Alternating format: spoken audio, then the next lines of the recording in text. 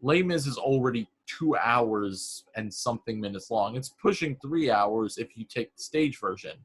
The Yeah. movie doesn't need another number about Jean Valjean looking after Cosette. It's sweet. It adds more to their, like, it adds more to Valjean's moral compass or whatever, but Stage, it doesn't. stage wise, it works for the stage. But musical, I mean, film wise, you're Even in the stage, it kind of breaks the mold of the movie, not in a good way. The thing about Les Mis is it has all these motifs. The use of these motifs helps build the story. If you hear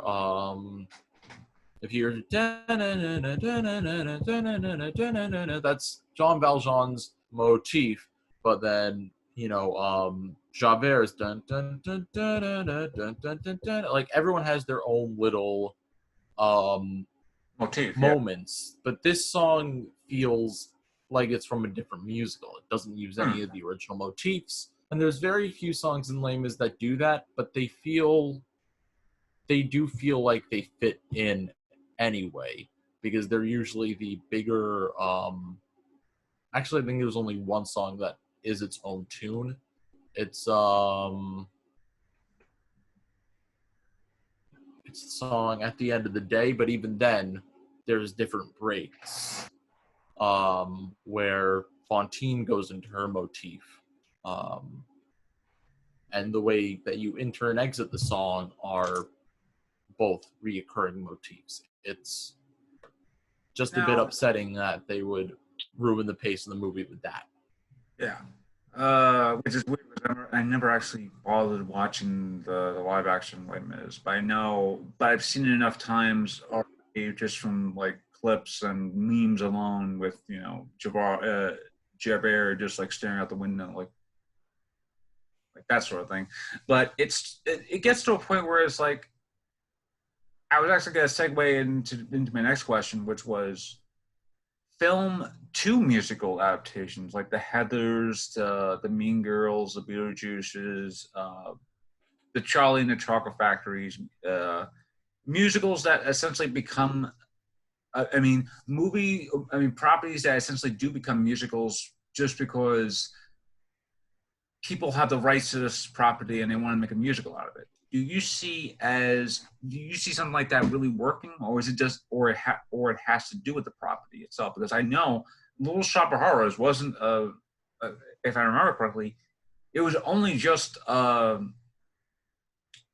black and white movie that they made into a musical, and then the musical took itself off, and then they remade the movie by way of the musical, and now they're remaking the musical by way of the musical again. So it's like, do you see? I think it comes down to the intent. I get what you're saying. Like, yeah, is it a cash grab or is it from the heart? I mean, the purpose is always to make your money back. So I do not blame the artist if they have to cut something because of the audience, even if they're really passionate about it. But in the case of Little Shop of Horrors, it was clear Howard Ashman really was passionate about getting that adaptation on stage. It wasn't even that big of a movie before the musical. It was a little weekend improvised. It was practically a weekend improvised shoot from another set of Little Shop of Horrors. Yeah. A lot of them just come down to how popular what they're adapting is, and if there's still the original artist at the helm. Like The Producers is considered one of the greatest musicals of all time. It was a huge success critically and commercially. It has the most Tony wins for any musical of all time, but it had Mel Brooks behind it. He wrote the songs, he wrote the script, he wrote pretty much everything. It was it's about a musical. It makes sense to be adapted. Meanwhile, Young Frankenstein has maybe a few musical numbers. It just felt a bit off. I really loved The Band's Visit when it ran. It's not based on a huge movie. It's not like someone saw The Band's Visit and saw that The Band's Visit was a popular movie and said, yes, we need to make that into a movie. A musical. It's some foreign Egyptian Israeli movie about nothing. It's a quaint, small musical. There's no big, like, opening number with dancing and anything like that. There's no big closing number. They're both very simple. It's just overall a simple story. Yeah. Mean Girls, Heathers, Legally Blonde, SpongeBob was rare. I'm gonna get to that, but those three are they sound the same. Charlie and the Chocolate Factory, Matilda too. They all sound like this generic, like The Greatest Showman, where they'll have the one big I'm not like anyone else or whatever kind of number, like I take my stand, this is me waving through a window, whatever. That's not, I mean, that's based on a book, but still, it is the same generic sounding Broadway, 21st century Broadway sound with your belter, your tenor lead, bass, baritone villain. It's the same thing over and over again. SpongeBob is an exception because the first half of it is actually pretty solid. And have you seen the SpongeBob musical? No, I haven't. The set is made of recycled materials, like a lot of pool floaties or pool noodle spaghetti things. Like, it really had a lot of fun with itself. Story-wise, it wasn't great, but it still was pretty damn fun. It was a good time. It's lightning in a bottle, and I am afraid that a lot more, when Broadway reopens, whenever that is, if it reopens, hopefully it does. Yes, I'm afraid that a lot of, I am afraid of a lot more adaptations like SpongeBob, where it takes a well-known property. I mean, that already happens. Addams Family, Spider-Man. Yeah, Spider-Man. Again, I always bring this up sometimes, but one of my professors in community college, he actually was not a theater manager for the show, but he actually worked like within the company that I believe, or at least worked with one of the theaters that was like closely related to that theater. And he goes, I could tell you a lot about Spider-Man Turn Off the Dog, but I really don't, because that could be its own class by itself, or maybe even multiple classes. And there is a great mini doc from Waiting in the Wings about it. And it's like, it is insane, because it's like, I didn't even notice like the reason why a lot of Turn Off the Dog was so mismanaged was because they really didn't have, because the people who were originally going to do it just bowed out like almost at the last second, and they basically gave creative control to, I mean, not bowed out, the person who was originally going to do it died, and then the person who did do it had no like management skills whatsoever. And then you have Bono too, basically doing the same thing, where you got a mega superstar like Bono, who's frankly still doing songs by himself, with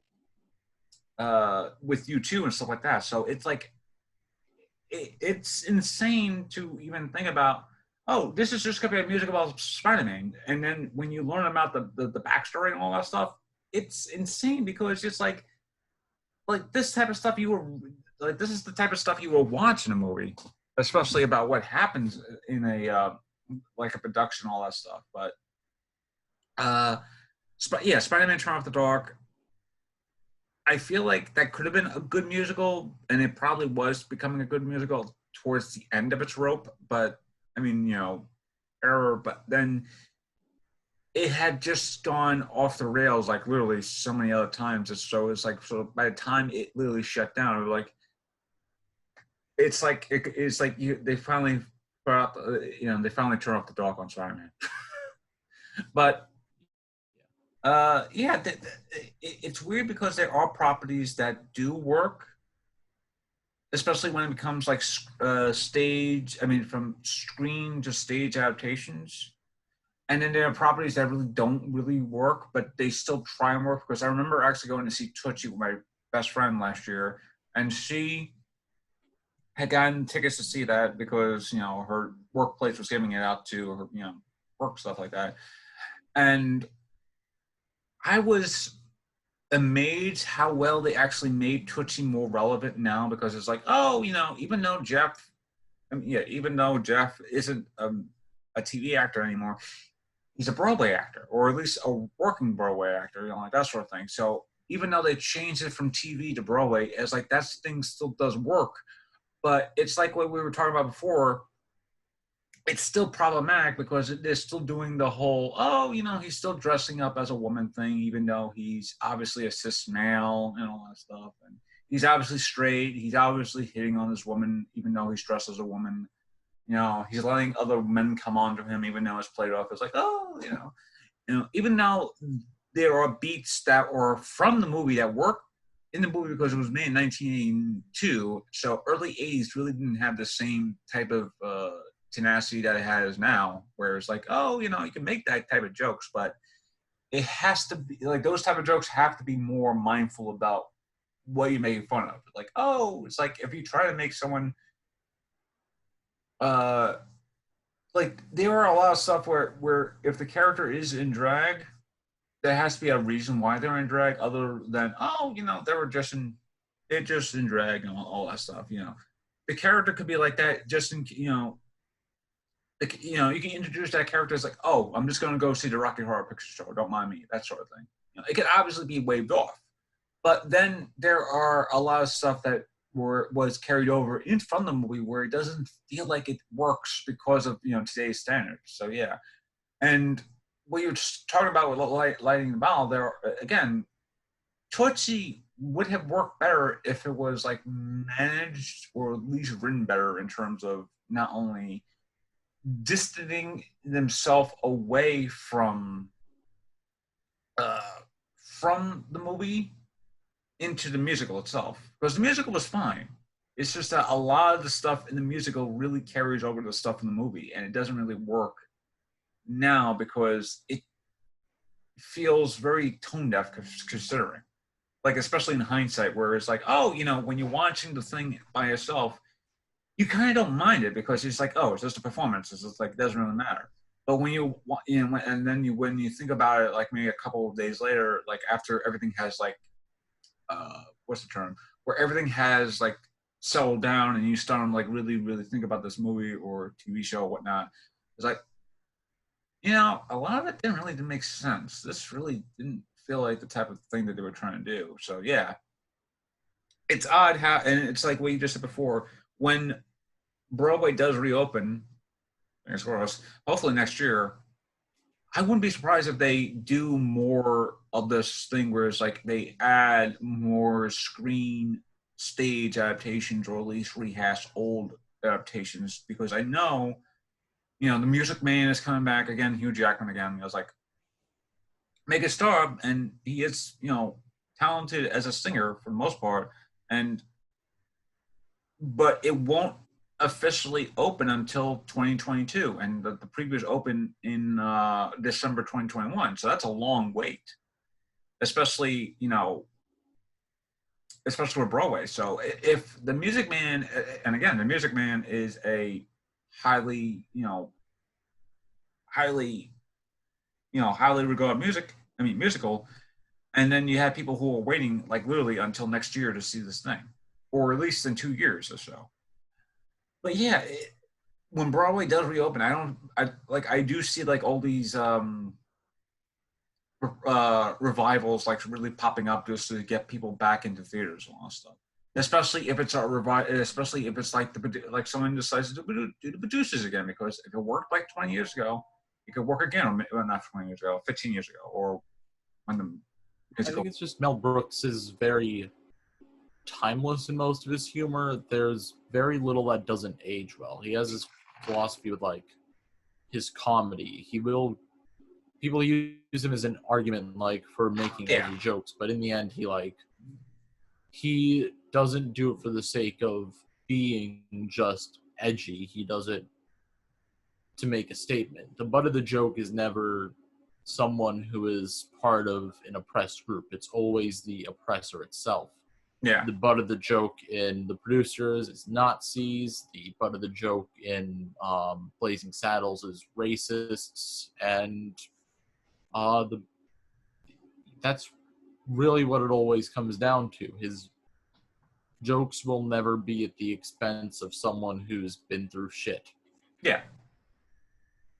But yeah, I feel like this whole discussion just like says, it actually does make a lot of sense because I know even though I don't have a musical background, I feel like there is still a musical background for me because even as an actor, I still enjoy musicals. It's just that Yeah, you don't need to be a gourmet chef to know when something tastes good or bad.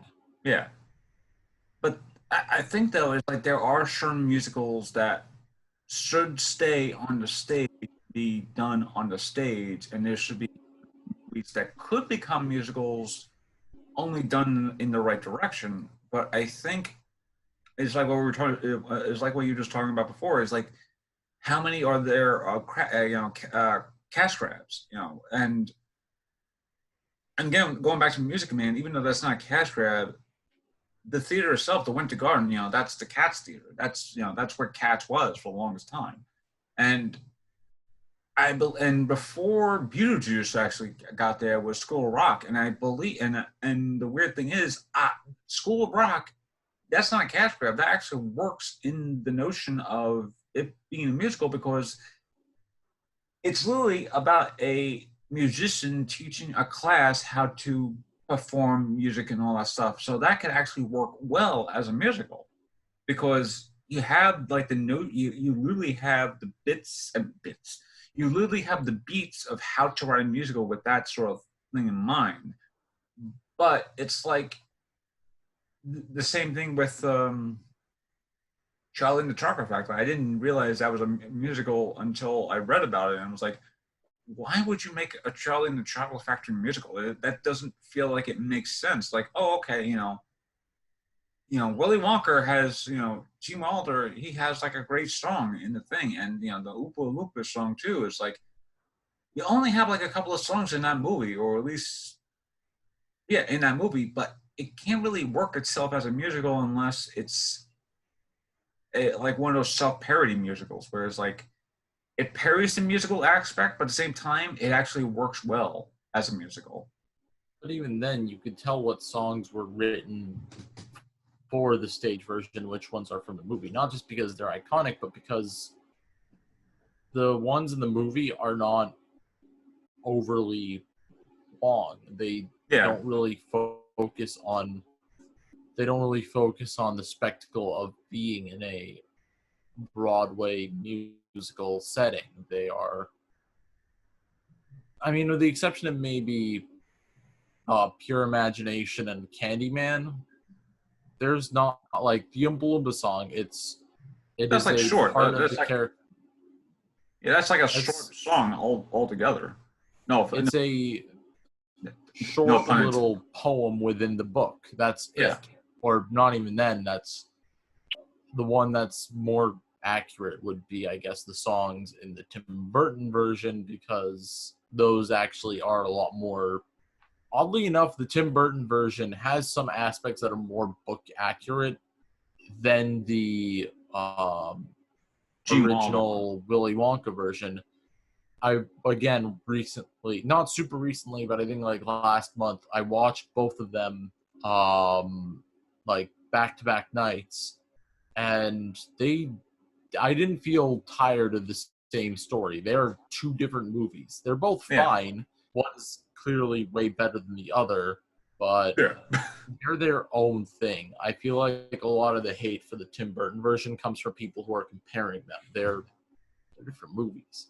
Yeah, and the fact that Tim Burton cast like Johnny Depp too as Willy Wonka, where there could be different other people as Willy Wonka. It's like, and I'm not saying that Johnny Depp isn't a bad singer. He is a great singer, but it's like the idea of him as Willy Wonka is, I mean, like too on the nose. And like Willy Wonka would always be, it has to be the most least likely a person to expect. And then you cast Johnny Depp as like, man, that's pretty on the nose casting burden. So it's I like, think it kind of works sometimes. And then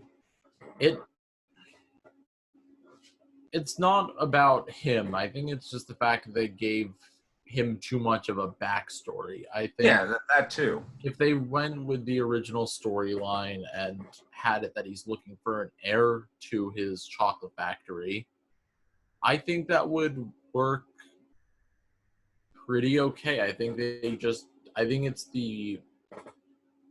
even the fact that he had a backstory. I think it's the backstory itself is just too ridiculous, which is weird Like, to say for the whole point of Charlie and the Chalk, like the whole point of the book and the movie, Charlie, I guess Willy Wonka from the movie, but the whole point is it's a plain and simple normal world with a ridiculous factory. But yeah, the backstory of Charlie made me crack up with how not Charlie, Willy Wonka made me crack up with how stupid it was in the Tim Burton version. His Yeah, father's a because- dentist, yeah, and he tries candy, and he goes on about how he's gonna see the candy capitals of the world, and he walks through a hall of flags and tries to go home after 20 minutes. And within those 20 minutes, his father yeets his dentist office and home into nothingness, into the middle of nowhere, just because his son tried some candy. That's a bit too ridiculous for the real world. It makes the chocolate factory seem kind of plain. It like kind of just breaks the fourth the wall. movie in a weird way. Yeah, Well, not the fourth wall, but it like just kind of it makes it the movie relates. feel. actually relates back to another Tim Burton movie, where Edward literally goes to either one of the producers and he goes, "Have you ever heard of the willing suspension of disbelief?"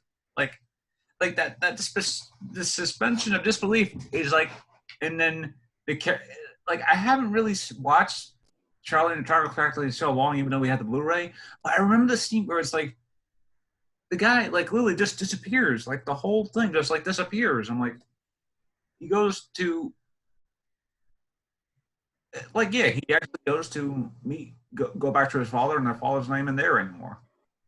So It's when you're going back to the real world, you're supposed to, with Willy Wonka and the Chocolate Factory, the whole point is your suspension of disbelief kicks in when Gene Wilder, as Willy Wonka, sticks shows the up. cane into the ground. Yeah, the second he's there, goodbye suspension of disbelief. You have to rely on that to watch the movie. With Charlie and Yeah. the Chocolate Factory, it feels sort of like the real world sometimes, and then it feels sort of like a fantasy world when you're in the Yeah. real world. Then you enter the factory, and it's always consistently ridiculous with bad CGI backdrops. I didn't realize how poorly they aged, but some of them are really bad, especially the Great Glass Elevator. And then they cut back to the real world with, Willy Wonka's little family flashbacks, and they're just as ridiculous as the factory. Yeah.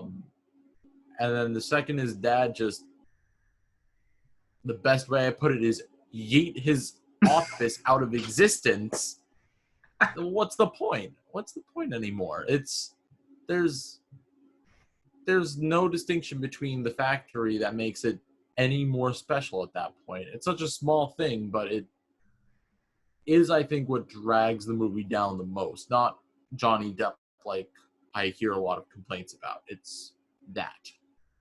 Yeah, it's. I mean, we know for a fact that Tim Burton has a style, and especially if you watch his early movies, especially from.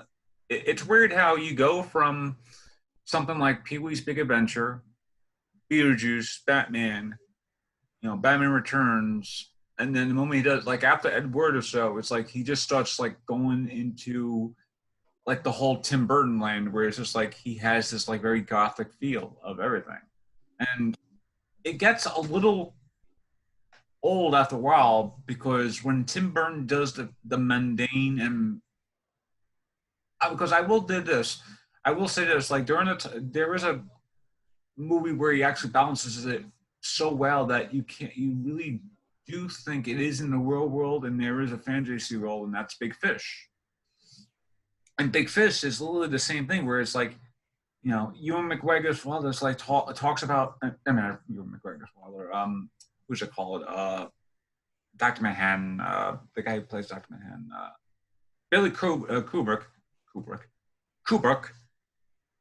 I think that's who it is. He talks to his father about all these grand tales, and he's talking about how he meets Danny DeVito as a like a warthog, like circus performer or something like that. And then he's like, these are just tall tales. But in the end, when he's going to lay his father to rest, all these tall tales just happen to be real. And it's like that is the type of movie where it's like Burton is able to both balance the whole real world aspect, because this takes place really in reality, and then he takes place in like almost like a fantasy reality where a lot of this doesn't make any sense because it feels like tall tales. But in the end, it does, and actually it does make sense because these are actual real people. These events actually happen. So the weird thing is like Burton can actually do the balance between real world and fantasy world. But I think, 9 times out of 10, he lets the fantasy world like really, really take over, and a lot of it doesn't really make sense because there is that willing suspense of disbelief, and I could be watching a movie and I'm just like, take for instance Dark Shadows, is like which I feel was all right, even though it's based off a soap opera. It's like you would have to imagine a soap opera movie being like very, very grand and scalish and all that stuff. It's like it has the twists and turns of a soap opera, so there is that. But like the moment Barnabas Collins wakes up in where he is now, like the first thing he sees are the golden arches of McDonald's. It's like so you're telling me that Barnabas Collins, when Eva Green, sorry Eva, even though I love you, Eva Green buried him at wherever he was. You're telling me that out of all the places that he was buried, when he wakes up, the first thing he sees when he comes out of his coffin is a McDonald's. Out of all the places, it's like that. It's like the joke from. It's like the Aurora Borealis joke from The Simpsons. Out of all the places in the world, an Aurora Borealis manifests in your kitchen. So yeah, like it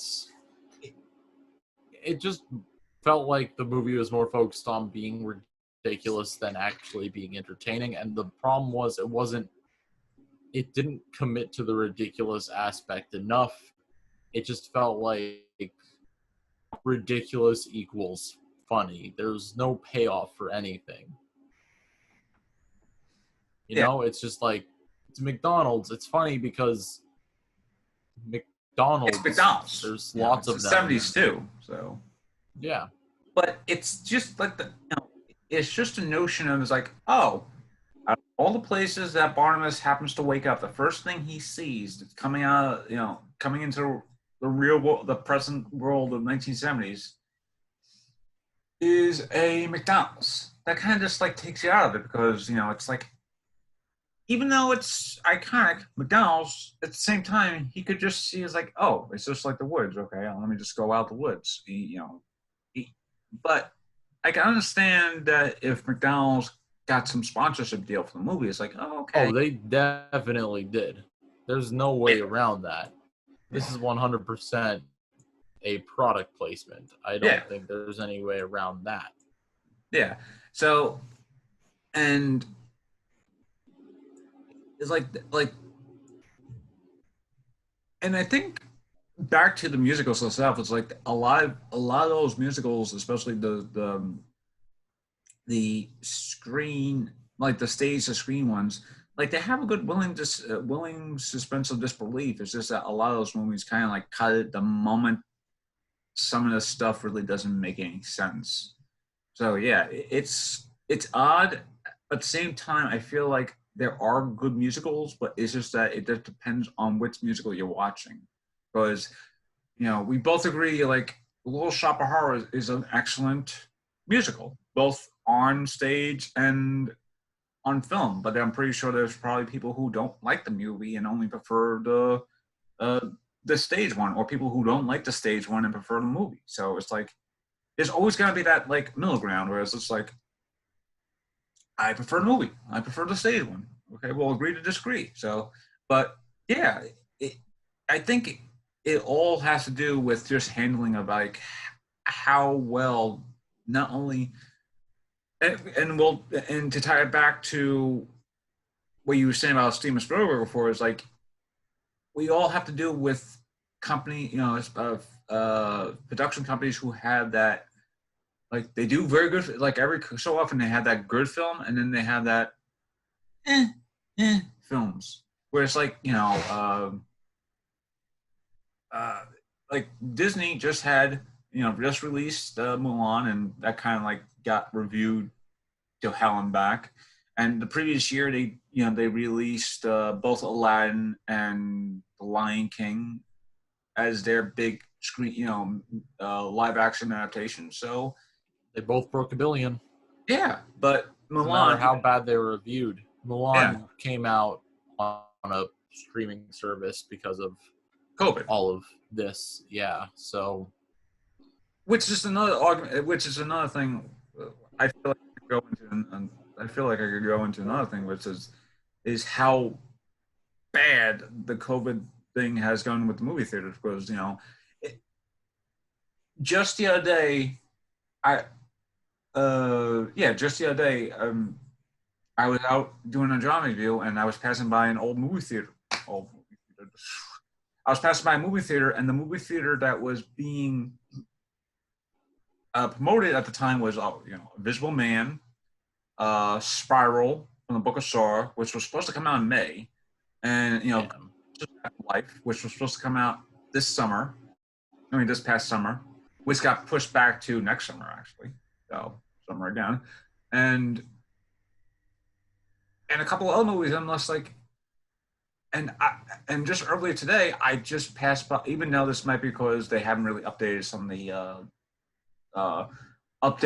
the ads around here, I just saw an ad for Playing with Fire. I'm like, this is a movie that came out last year. So, and the funny thing is, there's always a cab around here that lives around my neighborhood that has a ad for 1917. So it just goes to show you how bad the COVID thing really hit. Not only the entertainment, but also the film side too, because the film side, like all these places that are shut down, they have essentially movies that are like literally frozen in time.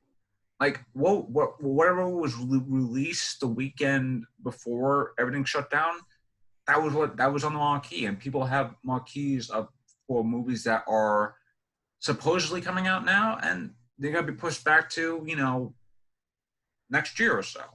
So I remember early on in this pandemic, I was just looking it up now, that James Bond was the first movie that got delayed because of COVID, and it was a big deal that was getting delayed to November, and everyone was losing their shit. Like, November, this pandemic will be over by summer. It's no big deal.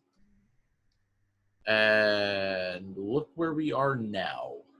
Back to square one.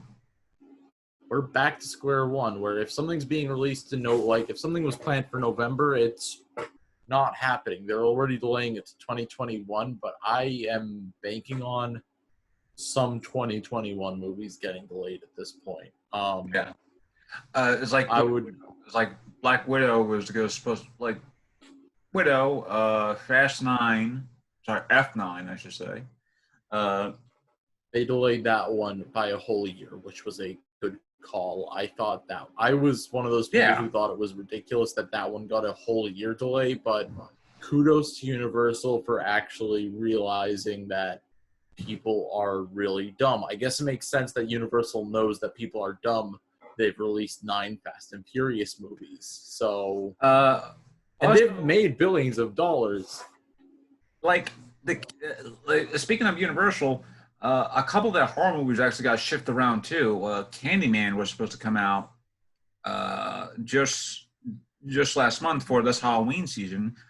Well, not well. Originally, Candyman was supposed to come out in the summer, but they got pushed back to September, so it'll come out into October, so people could go see the movie. And then it got, oh, by the way, movie's being released sometime next year. We don't know when. Halloween Kills was supposed to come out next month, got delayed to another year. It's like people have, like, there's someone at Universal knows like something's really wrong with the scheduling right now, and they don't want to push movies out now because there aren't that many places out there to release movies. Like Tenet just came out, and it really didn't do that well here because there aren't many places physically to actually open up and actually see a movie here. Cuomo hasn't opened up today, as of right here, as of October 23rd, the movie theaters outside of New York City are open up, at least temporarily. They got to start doing, they're testing the waters to see how it is. But it's a bad idea. Yeah. No matter how you spin it, it is a bad idea. The sooner you do this stuff, the longer you're going to have to wait for actual releases. I think I think it is ridiculous that businesses are, just in general, not just entertainment, but that things are reopening when we are entering what might, like, this is the third wave in the U.S. now. Things started to get better around like September, late August. Yeah, but the second spike hit early summer, and now I feel like the third spike is going to hit around winter. Like, the U.S. needs to handle this better. Like, I just thinking about movie theaters is just bumming me out. Like, the fact that. And the weird thing is, the same could be same for like music vendors too, because there are musicians who really do miss being. I miss being on the stage. I miss performing in front of a crowd. I miss acting out lines. I'm pretty sure you have musician friends who miss being out on the stage and performing hours for a set or something like that, or maybe even 30 minutes, something like that. Even if it's like 30 minutes, there's something about being on a stage that you just miss. Like, especially as an actor or musician or performer in general. And right now, it's just, there isn't nowhere. The best way to describe it, there's no possible way for someone to actually figure out when everything could actually go back to normal. As of right now, there could be no normality to what's going to happen, especially with COVID. Even though there could be a vaccine and all that stuff, it's still going to be around. It might not be as powerful as it once was back in early August. Back in early March, where it was a pretty big problem. I mean, even now, it's not, when it comes to the body count of it, it is not, I mean, even in the U.S., it's very bad, the fact that the number is still in the hundreds every day. Yeah. But for every world that has handled it, it is not as bad. Actually, no, I'm also going to argue the U.S. because we did go from thousands to just hundreds, which is not a win at all. I am really upset that that's the win, but if people were less dumb, if this was handled better early on, our numbers would be a fraction of what they are now. Yeah, and this would be the point where things should be reopening, with Yeah. a second or a third spike. This would have been the perfect time. But Especially since in the next like month or two, it'll be the holiday season. People could go back to yeah, you know, the amount of people the who economy is okay, going to get granted, fucked. yeah, granted though, it's like even if COVID had, gone away and all that stuff, you still have to have some restrictions about people being close to Santa Claus, all that stuff. You can't. I doubt Santa will be able to, Yeah. like, okay, little girl, what do you? Okay, Yeah, little. it's You can't be on this, especially considering the amount of germs a child has already had. Not bad mouthing children. I'm just saying, children carry a lot more germs than you possibly imagine thing. But anyway, again, yeah. not children. I would love a child myself, but handling a child, it's like you be already sick by the end of the day. But yeah, it's if everything had gone normal and by the end of the summer everything had gone so normal, all that stuff.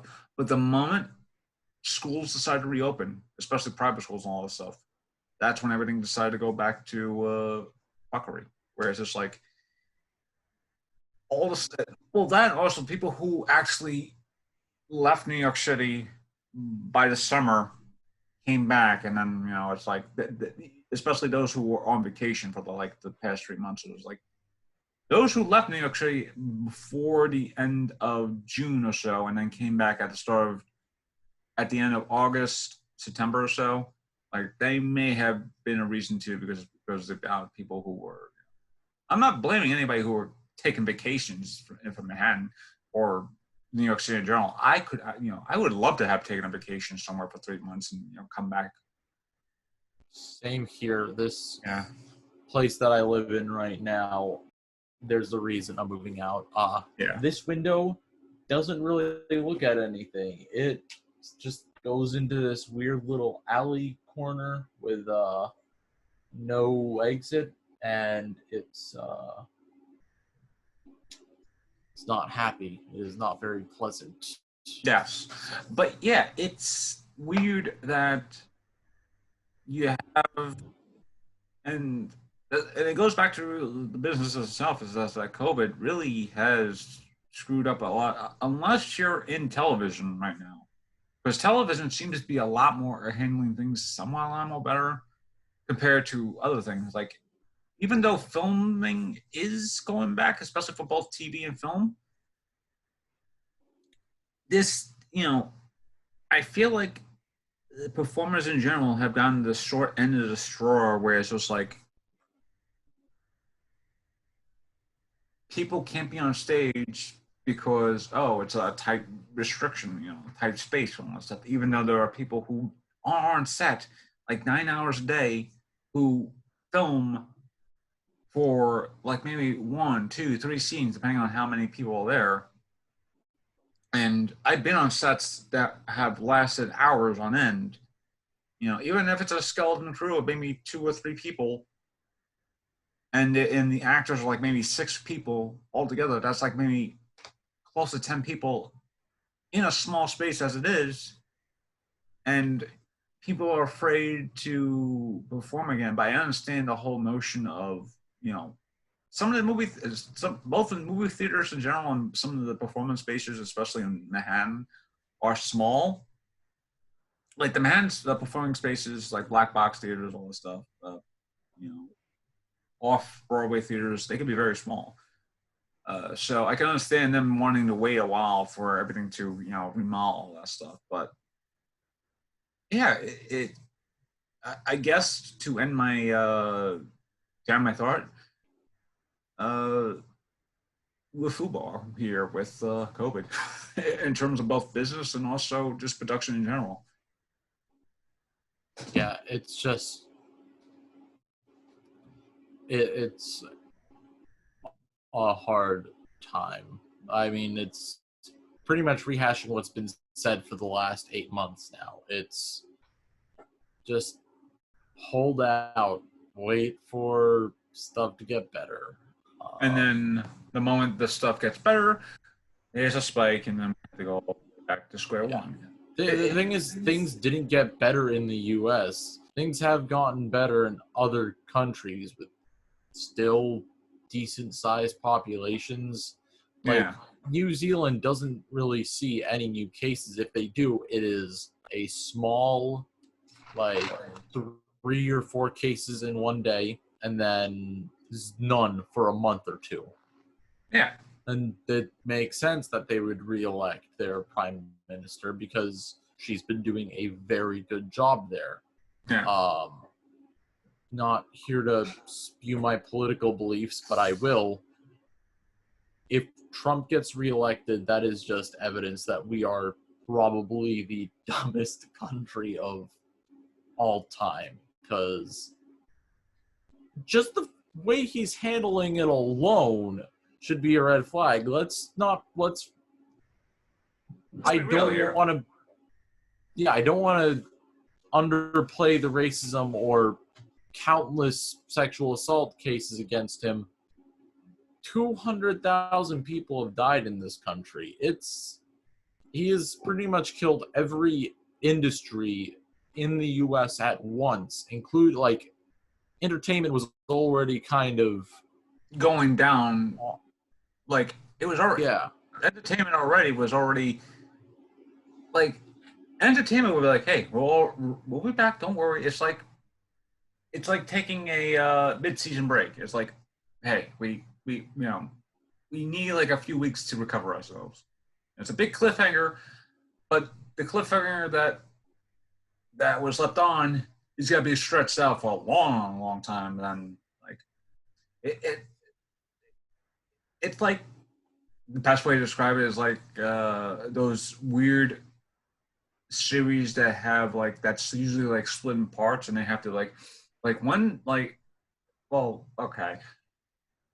The sad thing is like you have to wait a whole year for another season to come out, and I just miss my TV shows. I just miss watching the stuff that I watch on CW, like Supergirl, The Flash, Legends of Tomorrow, Black Lightning, stuff like that. And I'm gonna have to wait, practically January, February for all that stuff to come back on.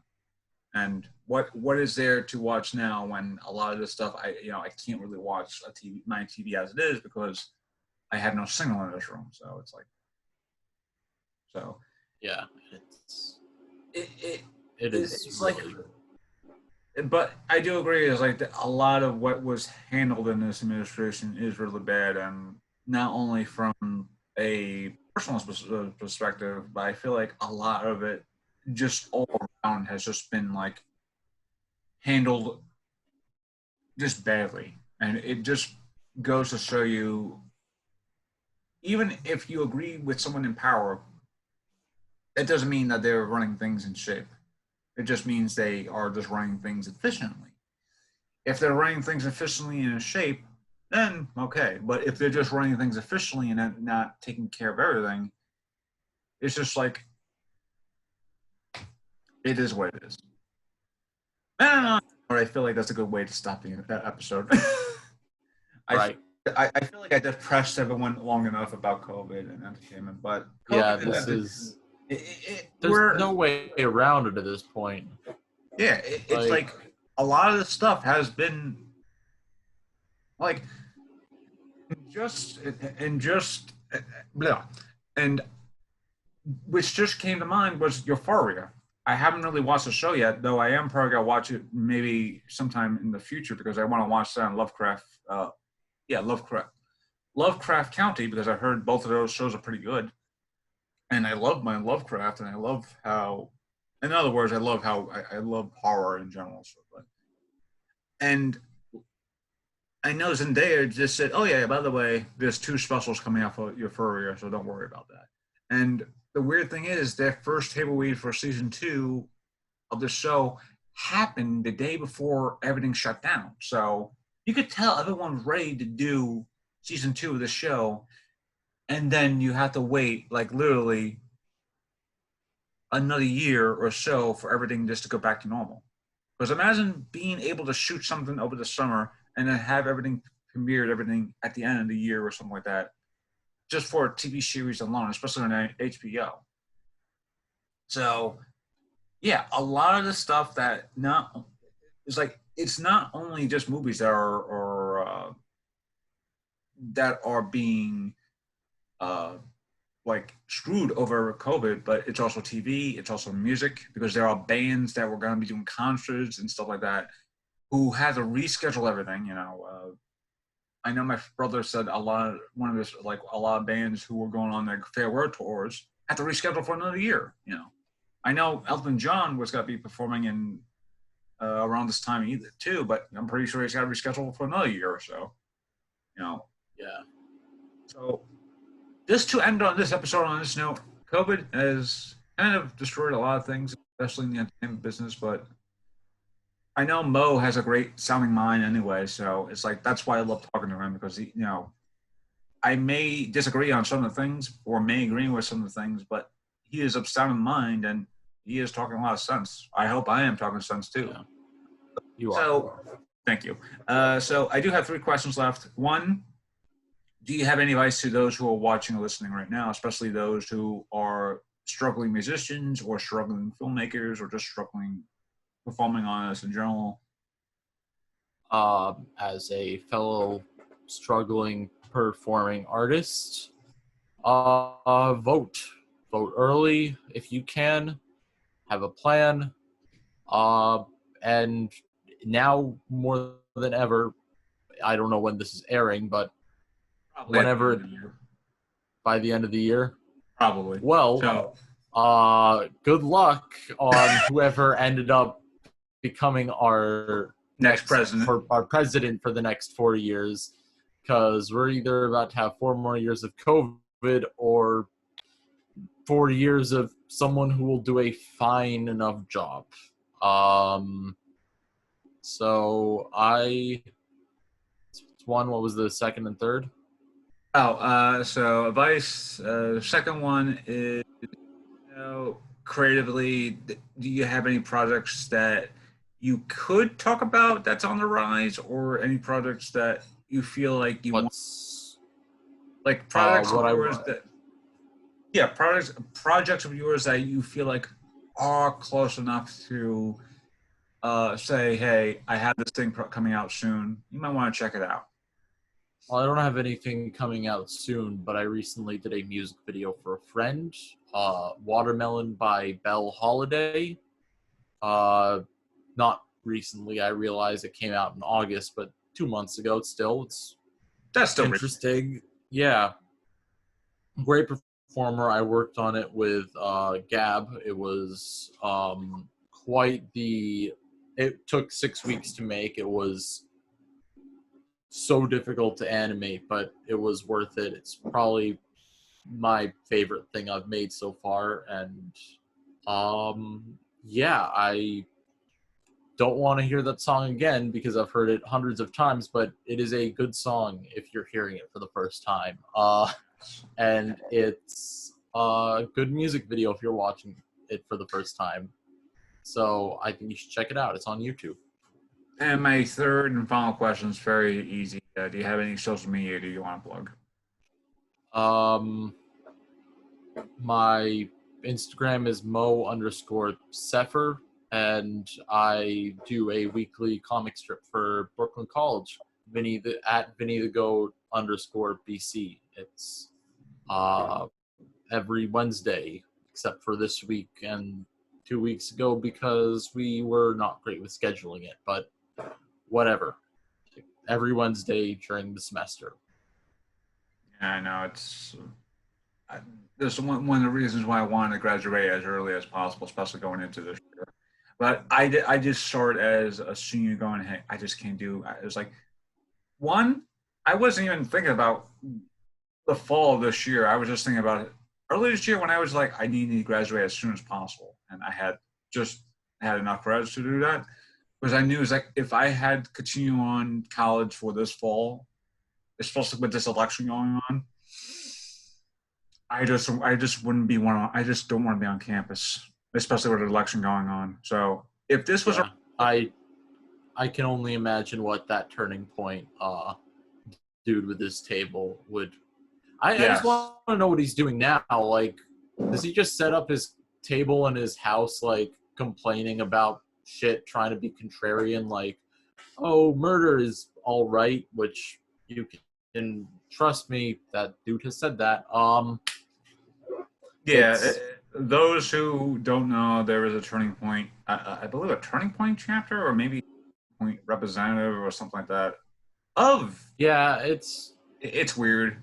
There's also a social, I think a socialist thing too, unless that's the same thing. I don't even know anymore. they pretty much are, even though politically I agree with the socialist call, but Brooklyn College, they are apparently as problematic. They have an issue with diversity. And yeah, at the very least, the turning point guy is straightforward about his racism and misogyny. The Socialism's Club apparently will like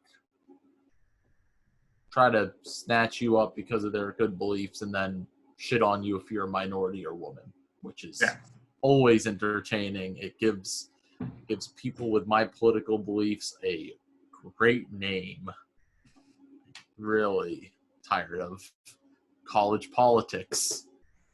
And on that note, I think that's a good way to end this episode. Yeah. As always, it's Brian M. Davis. Thank you again for watching this episode. It's probably going to be split into 2 parts. I really don't care anymore. I love it when I split these 2 episodes in parts. Anyway, Mo, thank you again for being on my show. And yeah, just take care. Please just stay safe, be well, and wear a damn mask. I do.